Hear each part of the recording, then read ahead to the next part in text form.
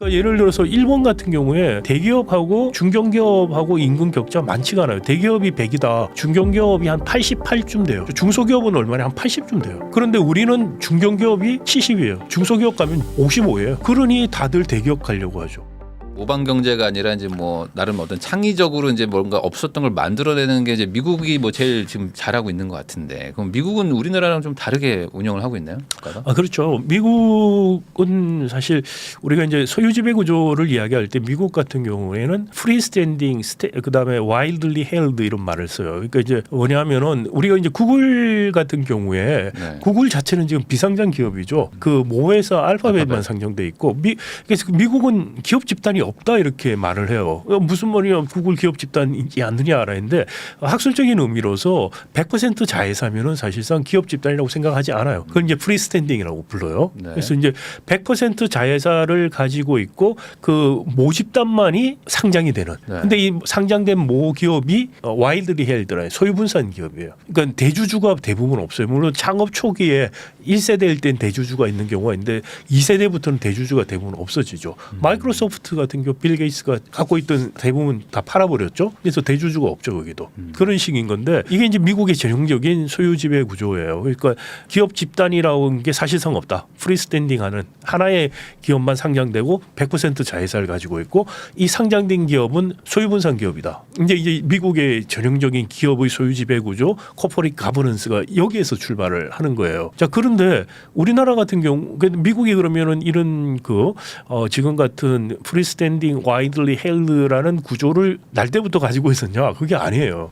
미국도 2차 세계대전 이전에 뉴딜 이전에 미국도 우리 같은 재벌들이 있었어요. 그리고 총수가 없지만 대규모 기업 집단도 있었어요. 그러니까 특히 이제 유틸러티 산업, 가스라든지 이런데, 네. 가스라든지 전기 이런 데는 이른바 총수가 없는 와이드리 헬드 기업이 대규모 기업 집단을 형성하는 게 있었고, 나머지 금융이라든지 다른 제조업 분야에서는 우리 재벌들이 있었어요. 미국에 반반 있었거든요. 네. 거기에서 나타났던 많은 문제점들, 지금 우리가 갖고 있는 재벌 문제가 사실 1930년대 미국에서 거의 다 일어났어요. 그런 문제점들을 뉴딜 기간 동안에 루스벨트가 바꾸겠다고 여러 번 의회 연설에서도 밝히고 연설한 것들이 많이 나와요. 그때 뉴딜이 말했던 이런 문제점들, 우리가 나타나고 있는 문제점 거의 다 지적을 하고 있어요. 이렇게 해서는 시장 경제가 작동이 안 된다. 시장 경제 자본주의라는 것은 다원주의 플루럴리즘이 있어야지 경쟁이 되는 거고 진입대출 장벽이 없어지는 거죠. 근데 이렇게 집중이 일어나서 한 사람이 게이트키퍼, 경제 권력이 되면은 시장도 작동 안 되고 민주주의도 작동이 안 된다고 미국의 정치인들은 믿었어요. 그래서 뉴딜 기간을 거치면서 미국이 사실 미국 재벌 해체가 일어나게 됩니다. 여러 가지 법들을 시행을 하게 되고 그 법들이 1930년대 40년대 만들어진 법들이 지금도 시행되고 있어요. 그 법을 지금 없애면 미국은 다시 우리 같은 재벌이 생길 거예요. 우리는 지금 60년대 70년대 80년대 만든 법도 오래된 법 없애야 된다 그러죠. 거기는 네. 30년대 법들을 아직도 가지고 있어요. 근간이 되는 법들이기 때문에. 네. 네, 그래서 하여튼 미국은 그런 역사를 거치면서 경제력 집중의 문제도 해소하면서 경제 구조가 진입대출이 일어나면서 경쟁이 일어날 수 있는 구조로 바꾸면서 산업의 진화가 계속 일어나는 거예요. 그래서 지금 중화공업 중심에서 IT 중심에서 이런 콘텐츠 인터넷 중심으로 계속해서 진화가 일어나는 과정. 진입대출 장벽이 없고 공정한 경쟁, 그다음에 대가를 충분히 받을 수 있는 재산권이 실질적으로 보호되는 그런 환경이 있죠. 근데 우리는 지금 보면은 말씀드린 것처럼 특히 97년 경제 위기 이후에 빅딜 같은 거 하면서 거의 독과점화 되죠. 국내 산업. 국내 산업이 이제 독과점화 돼도 우리가 하나 조금 좋았던 거는 해외 수출을 많이 하니까 해외 시장에서 경쟁을 해요. 그런데 문제는 국내 부품 소재 시장이 수요 독점이 돼요. 수요 독점 전속 계약에 낮추니까 단가 우려치기를 하기 시작하죠.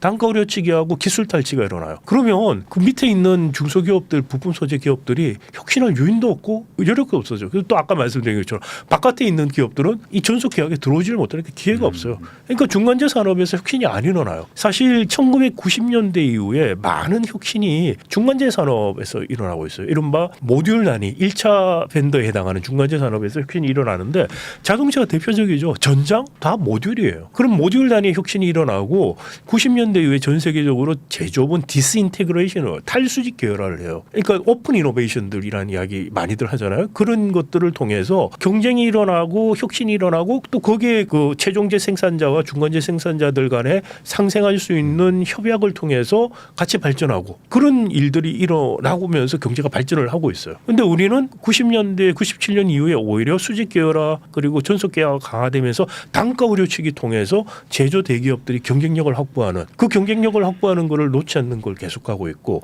그다음 70년대 이후에 중화공업 산업이라는 게 굉장히 탄소 배출을 많이 하는 산업이에요. 그 산업을 중심으로 그런 기업들을 중심으로 소유지배 구조 형성이 돼 있다 보니까 탄소 중립이나 녹색 성장 쪽으로 이행을 못하게 하고 있어요. 그러니까 이런 것들을 이행을 탄소 중립, 아리백 이런 데 이행하는 것도 지금 굉장히 어렵고 그다음에 중소기업들 중심으로 혁신이 못 일어나는 거 이런 게 이제 우리 재벌 대기업 구조가 갖고 있는 경제적인 부분에서의 문제점이고 이게 제조업 위기로 좀 나타나고 있는 거죠. 그러니까 이게 어찌 보면은 그 중소기업이 계속 임금을 계속 깎고 그리고 저 대기업에 들어가야지만 돈 많이 받고 이런 것들이 이제 점점 커지는 것도 지금 말씀하셨던 그렇죠. 이 구조에서 사실 우리나라에 많은 문제가 다 발생하고 있어요. 이게 사회 문제라고 흔히 말하는 게 따지고 보면 경제 문제, 경제 구조에서 나와요. 노동 쪽에서 오래 일을 하셨던 분들이 저한테 무슨 말을 했냐면은 결국은 보니까 재벌 문제였더라. 노동 문제가 아니고 재벌 문제였더라는 말을 해요. 자, 이중 구조 이야기하죠. 노동시장 이중 구조 이런 이야기하고 중소기업 대기업 격차를 심하는 거 우리가 선진국이라고 할 수 있는 일본 뭐 미국 유럽 나라들하고 비교해 보면은 우리만 그래요. 그러니까 예를 들어서 일본 같은 경우에 대기업하고 중견기업하고 임금 격차 많지가 않아요. 대기업이 100이다. 중견기업이 한 88쯤 돼요.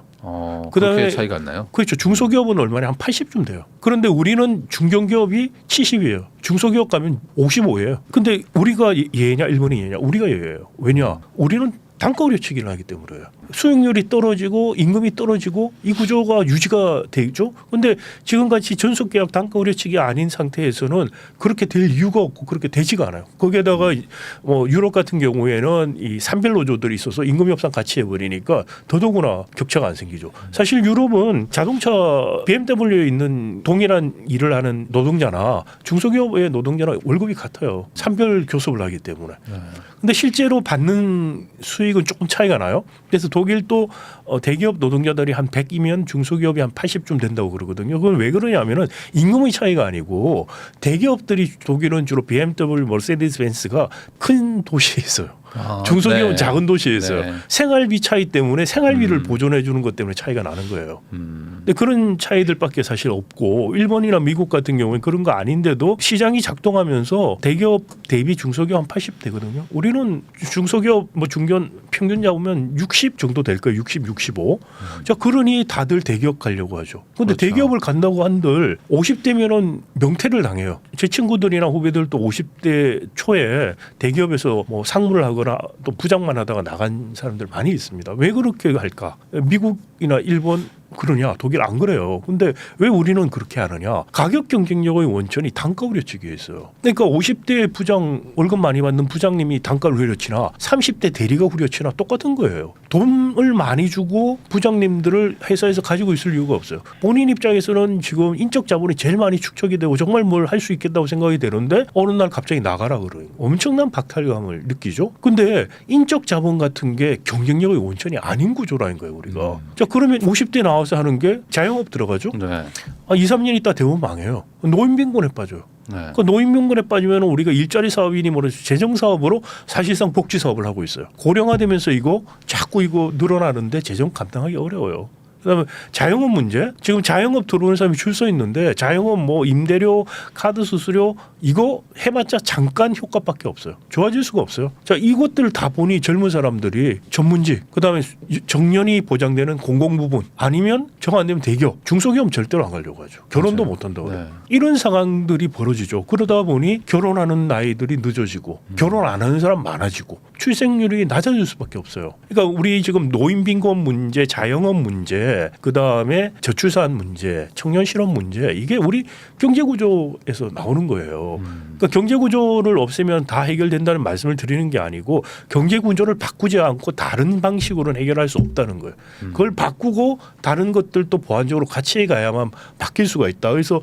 한국 제조업의 위기 같은 경제의 위기 문제를 모면하는 것뿐만이 아니고 많은 사회 문제 양극화 포함해서요. 많은 사회 문제들을 해결하기 위해서도 이 구조를 바꿔야 되는데 문제는 이 구조에서 기득권을 갖고 있는 우리 재벌 대기업이나 고위 관료들의 이해가 너무나 견고하고 그다음에 이걸 바꿀 수 있는 그런 정치적인 동력이 지금 없다는 거죠. 왜냐 재벌 대기업에서 사회적 영향력이 워낙 그러니까 정치, 관계, 법조계, 언론계 영향력이 너무 크다 보니 저 같은 이야기하는 사람 보통 잘 안 나오죠. 제가 주류 쪽의 언론들하고 인터뷰할 때 이런 말해도 방송에 나가질 않아요. 그러다 보니까 이 예상추의 문제가 굉장히 이제 심각해지고 이게 궁극적으로 한국 경제가 지속 가능한 성장을 하는데 이렇게 지속 가능한 게 성장할 수 있을까 이런 이제 생각 조금 비관적인 생각을 자꾸 하게 되는 것이죠. 그러면은 지금 뭐 한국 잠재 성장률이 뭐 계속 내려가고 있는 와중에다가 지금 뭐 고령화의 인구 감소까지 시작되고 있는데 그러면 이 상태로 가면은 소위 말하는 한국은 지금 답이 안 나오는 상황으로 가는 건가요? 지금 답이 없죠. 지금 제가 최근에 이제 어떤 비유를 드냐면 타이타닉 영화 보면은 그런 게 나오죠. 이게 선원한 사람이 선장한테 이렇게 가면은 빙하 부딪힐 수 있으니 여기서부터 뱃머리를 돌리자. 그런데 선장이 안 받아들이죠. 안 보이고 일단. 그다음에 자기 경험상 괜찮을 것 같은데라는 생각도 들지만 여기서 배를 돌리면 돈도 많이 들고 시간도 못 맞춰서 엄청 요고도 먹게 되고 자기 책임 추궁 나갈 수 있고 이런 생각이 드니까 가보자고 그냥 가다가 빙하가 보이는 지점에 가서 배를 돌려도 결국은 피할 수가 없었죠. 그러니까 빙하가 보이는 지점이 올 거라고 저는 생각이 돼요. 근데 빙하가 보이는 지점이 오면 너무 늦다는 거죠. 그 전에 뱃머리를 돌려야 되는데 빙하가 안 보이는데 돌려야 된다고 말을 할 때 설득하기가 참 쉽지가 않아요. 그렇죠, 아무래도. 네, 그리고 빙하가 보이기 전에 뱃머리를 돌린다는 게 기득권 이익에 굉장히 반하는 거라면 더더구나 타이타닉보다 훨씬 더 심각한 거죠. 지금 우리가 그 상황에 있다는 거고요. 그거를 빙하가 보이기 전에 빙하를 피할 수 있게 뱃머리를 돌리려면은 결국 타이타닉 배에서 거기는 영화에서 보면은 아주 그래도 꼭 돈 있는 수소로 탈출한 거 아닌데 실제로는 사실 그런 위기가 오면은 돈 있거나 정보 있는 사람들은 다 살아남아요. 보통 일반인들이 다 뒤집어 쓰는 거예요. 네.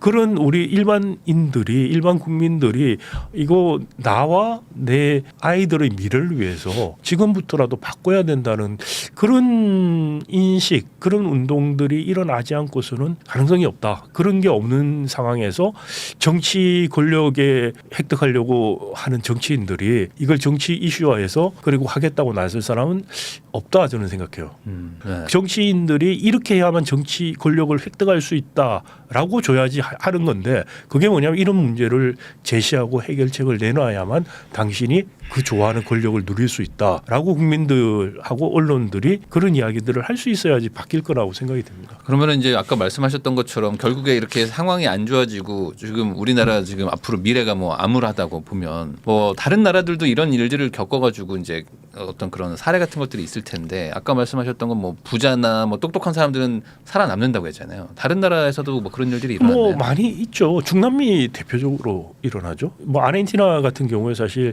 20세기 초만 하더라도 1인당 소득이 전 세계 3, 4위를 했었어요. 그때 아르헨티나가 왜 그렇게 잘 살았냐면은 그 소고기 많이 나는데 그 냉동선이 만들어져 가지고 수출하면서 엄청나게 돈을 많이 벌었던 그런 시기였는데 70년대 이후에 이제 아르헨티나 경제가 완전히 망가지기 시작하죠. 70년대 초만 하더라도 아르헨티나 1인당 소득이 한국의 1,500배 됐었어요. 지금은 완전히 역전돼 버렸는데 근데 그때 이제 들어온 페로니즘들이 들어오면서 구조적인 어려운 문제보다 그냥 돈을 풀어서 그냥 사람들한테 환심을 사는 정책 위주로 썼었어요. 그러다가 이제 한번 재정 위기가 오고 하면서 정권이 바뀌면은 그 이른바 우파가들이 들어오면 뭐냐 세금을 깎아줘요. 네. 그러니까 있는 사람들한테 훨씬 더 많이 혜택을 주는 감세를 하면서 가난한 사람들은 조그맣게 주면서도 그 사람들한테 준다고 하는 거를 또 매표 정치를 통해서 정권을 획득해요. 그리고 나라를 망가뜨려요. 그러면 또다시 좌파들이 들어와요. 네. 그러면 좌파들이 세금 깎은 거 다시 안 올려요.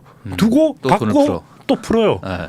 지금 나라가 그러면서 지금 정말 믿어지지 않을 만큼 나라가 망가졌어요. 네. 그래도 지금도 근본적인 구조적인 문제를 바꾸자는 이야기 하는 사람이 없어요. 계속 그렇게 가고 있죠. 좀 우리도 좀 그렇게 가지 않을까. 정치가 지금 이렇다면 지금 뭐 갈수록 정치권에서 이런 뭐 재벌 문제라든지 이런 거 금기시되고 있죠. 뭐 재벌 비판하고 이러면 뭐 대통령 되기 어렵다고 생각을 해요.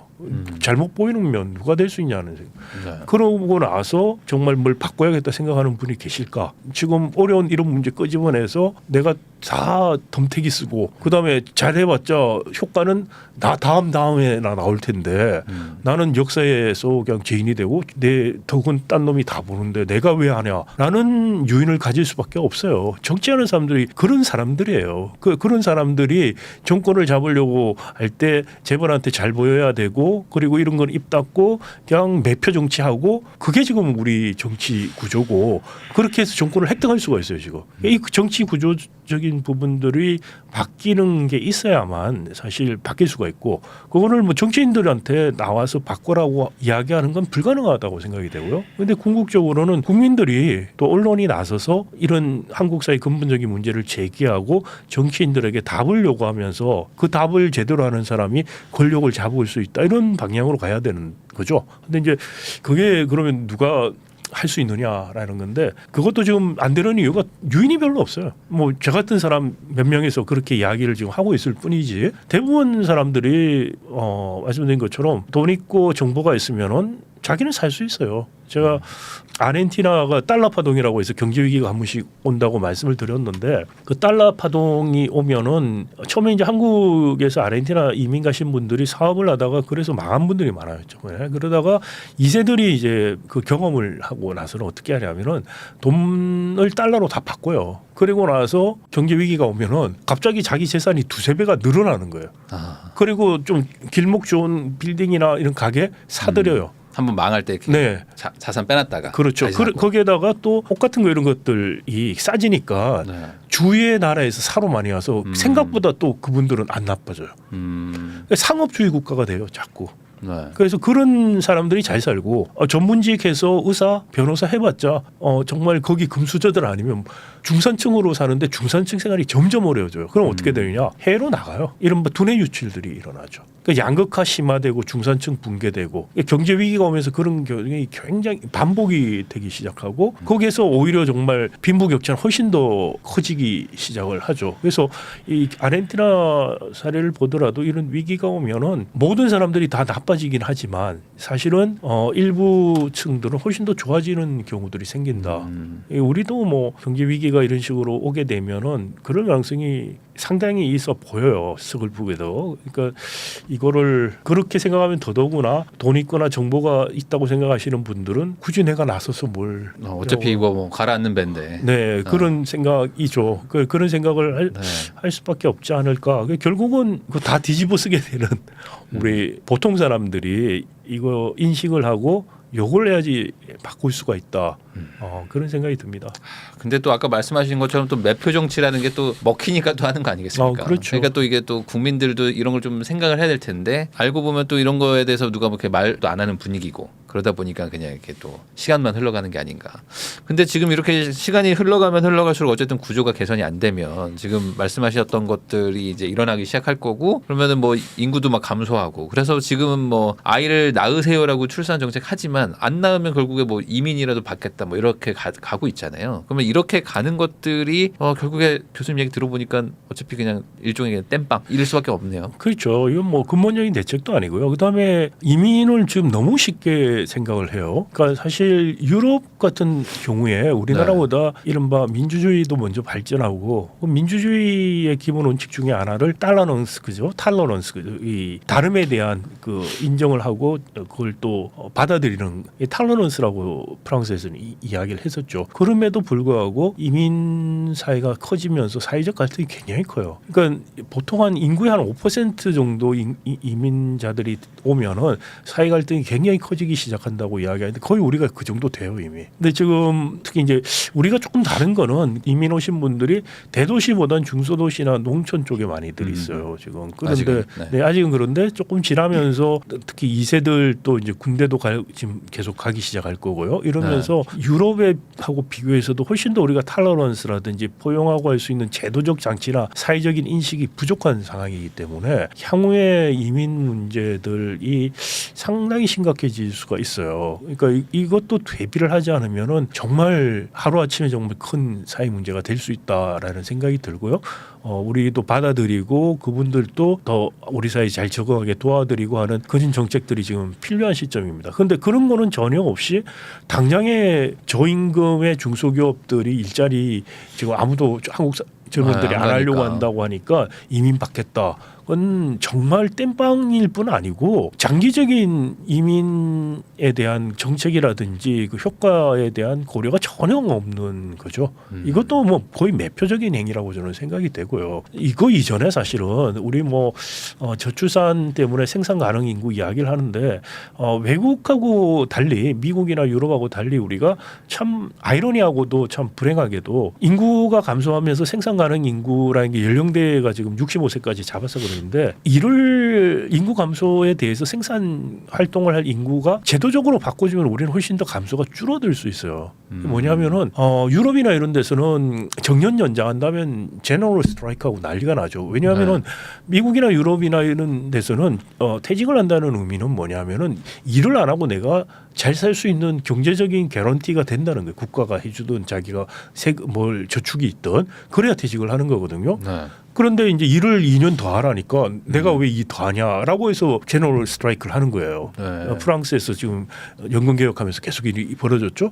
그런데 우리는 지금 연금 생활할 수 있는 사람 많지가 않아요. 그러니까 우리는 정년 연장하면 박수를 치죠. 그러니까 정말 잘못되어 있는 복지 정책이나 연금 정책 때문에 노인 빈곤 문제가 심각한데 그러다 보니 어떻게 되냐면은 사실 우리는 정년 연장하고 한다는 건 문제가 없어요. 근데 정년 연장하는 옵션들을 왜 못 하느냐? 그 문제는 젊은 사람도 지금 일자리가 없어서 그런데 그리고 정년 연장 관련된 그 이야기하는데요. 대부분 좋은 일자리들이에요. 그리고 지금 말씀드린 것처럼 중소기업들 저임금 일할 수 있는 조건이 안 좋아하는 거 그거하고 무관하게 외국인 노동자 데리고 온 이런 이야기를 하고 있는 거죠. 그러니까 이런 상황에서 인구가 줄어드는 문제하고 외국인 노동자 문제 같은 것들이 꼭 같이 가는 건 아니다는 걸 일단 먼저 말씀을 드리고 싶고 궁극적으로는 우리가 중소기업들이 기술 혁신 이런 것들이 일어나서 생산성이 올라가는 그게 안 되는 게 아까 말씀드린 것처럼 구조적인 문제가 있다는 거죠. 그 구조적인 문제를 풀어주고 생산성이 올리고 그리고 어느 정도 단체 협약들 산별 노사 협상들을 할 수 있게 되면서 중소기업 대기업을 줄여줘야지 격차를 그래야지 좋은 일자리들이 젊은이들에게 많이 생겨요. 그러면 젊은 사람들이 중소기업이라고 해도 뭐 임금 한 80%지만 일찍 취업해서 또 정년까지 쭉 갈 수 있고 그다음에 이후에 퇴직연금으로 살 수 있고 그렇게 되면 중소기업 가죠. 일찍 일을 하고 일찍 결혼하고 할 수 있는 그런 환경으로 바꿔주는 걸 해야지 지금 말씀드린 것 문제들이 해결을 할 수 있지. 이거는 구조적인 걸 내버려 두고 중소기업은 저임금 그리고 이런 쪽으로 해서 뭐 아무리 뭐 이게 정년 늘리고 이런 거하고 상관없이 인력이 안 가니까 외국인 데리고 오겠다 그러고 이쪽은 뭐 정년을 늘리니 많이 이런 이야기하는데 그래봤자 청년 실업도 있는데 정년 늘린다는 게 무슨 의미고 50대 자르고 있는데 무슨 정년을 늘린다는 게 무슨 말이에요. 이건 그러니까 전혀 말이 안 되는 이야기와 정책들을 하고 있고 정말 문제를 해결하면 구조들을 바꿔야 돼요. 이 구조를 바꿔야지 경제 문제, 사회 문제를 해결할 수 있는 실마리를 찾는데 이게 우리 가장 강력한 기득권 재벌을 건드리는 문제가 돼요. 재벌 체제를 아무도 안 하려고 하죠. 그러니까 이게 교수님 얘기 듣다 보면은 결국에 누군가는 좀 해줬으면 근데 사실 그 정도지 막 다 같이 모여서 뭔가를 하자 막 이렇게는 아직도 약간 동력도 좀 약한. 그래서 그럴 수 있을 정도의 일반 국민들이 그런 인식들이 생겨야 되는데 문제는 그런 인식들이 생기는 것 자체가 좀 쉽지가 않아요. 왜냐하면 이게 언론에서 이런 걸 이야기를 계속하고 해야지 이슈가 되고 해야지 네. 인식이 쉬워지는데 언론과 정치가 그거 할 유인이 없어요 지금. 그럼 국민들이 자발적으로 하거나 또는 시민 운동을 통해서 해야 되는데 그렇게 해서 전파가 되고 하는 거는 상당히 한계가 있죠. 그러다 보니 제가 이런 이야기 여러 번 어디서나 떠들고 다니지만 그다지 일반인들한테는 전달이 안 돼요. 그러니까 그런 문제점들을 어떻게 앞으로 극복해 나가고 할 수 있을까라는 거를 계속 생각을 하고 있는데 쉽지가 않습니다. 유튜브 환경 때문에 이런 저도 이제 유튜브도 시작을 해서 하고 하는데 뭐 좀 어렵다고들 주로들 말씀을 하시고 그러다 보니까 참 쉽지가 않은데 어떻게든 그거 말고는 방법이 없는 거 아닌가라는 생각이 들어요. 그러니까 아무래도 이제 뭐 대기업을 더 만들기는 쉽지 않으니까 이제 밑에 있는 중소기업, 중견기업들의 어떤 여건을 좀 상승을 시켜가지고 전체적인 국민들이 좀 이렇게 취업을 하는 여건이 좋아져야 그렇죠. 되는 거지. 당연히 그러니까 중소기업, 중견기업들 그리고 중소기업, 중견기업에서 대부분 혁신이 일어나고 있어요 지금. 그리고 그게 잘 돼야지 대기업도 경쟁력을 가지거든요. 일본이 작년에 엔저 때문에 한 2% 성장을 했죠. 근데 일본이 2% 성장했는데 올해는 한 1%할 거라고 다들 예측을 해요. 네, 근데 왜 그러냐? 일본 경제 구조는 엔저 때문에 지속 가능하게 성장할 수 있는 구조가 아니에요. 그러니까 제품이 가격 경쟁력 위주로 되는 게 아니기 그렇다고, 때문에 과거에 우리가 개도기 시절에 확률을 낮게 해가지고 그래서 성장을 계속할 수 있었던 건 개도기적인 경제 구조예요. 우리도 마찬가지예요. 지금 환율을 어떻게 한다고 해서 경제가 더 성장하는 개도기가 아니에요. 과거에 그렇게 성장하니까 자꾸 환율하면 그렇게 될 거라는 착각하시는 분들이 계시는데 경제 발전 단계상 우리도 지난 거거든요. 그러니까 그런 식의 과거의 방식들이 더 이상 이제 통하지 않는 거고 일본도 마찬가지고 우리도 마찬가지지만은 구조적인 측면에서 한 단계 업그레이드할 수 있는 개혁들이 없으면 지금 구조로서는 더 이상 가기 어렵다. 일본을 봐도 우리가 30년 동안 봤잖아요. 근데 우리가 일본보다 더한 사실 단계로 접어들고 있다는 거를 일본을 보고도 전혀 생각을 못 하고 있다는 게 참 아이러니하고도 참 안타까운 것이죠. 네, 이 영상 보시는 분들이라도 한번 좀 생각을 해보시고 그다음에 이제 우리가 어쨌든 정치한테 뭔가 요구를 하려면은 우리가 이제 뭐 동의가 또 돼야 되는 거니까 이런 거에 대해서 한번 관심도 가져보시면 좋을 것 같습니다.